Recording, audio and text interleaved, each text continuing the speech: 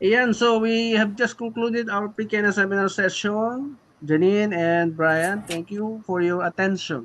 Thank you for your desire to learn on how to face married life. Can we hear your feedback, your takeaways, your realization in this session? Let's start with Janine.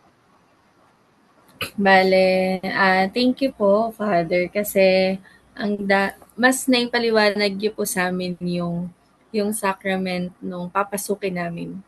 Kung ano yung mga dapat, kung ano yung tama naming gawin para mas makilala namin yung isa't isa, para mas maintindihan namin yung isa't isa.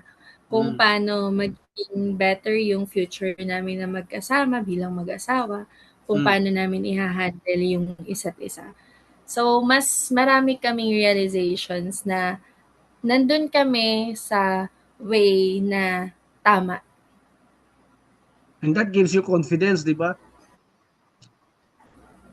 That knowledge, Yes. di ba? That knowledge and understanding gave you the confidence now that you need to be a wife and mother someday. Yes po. Diba? How about you, Brian? Thank you, Janine.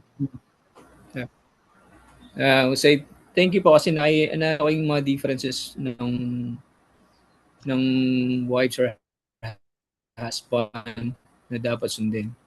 But nag-key factor po sa akin yung relationship dapat God-centered. The relationship will be God-centered and then we be ruled by God. Yes. Manual, parang ganun. Manual. Yes. Yun yung tapos one thing is yung you make your heavens. You make your home as a heavens. You make your own heaven. Make your own heavens at your home. Yes. So it's possible naman talaga eh. 'Di ba? Your home can be a heaven on earth. Okay? Kailangan lang gustuhin natin. Your home can be a heaven on earth. At because hindi kasama sa plano ng Diyos na tayo ay mahirapan, magdusa, masaktan, at mag-suffer. Okay? It's not part of the plan. Of God's plan to both of you.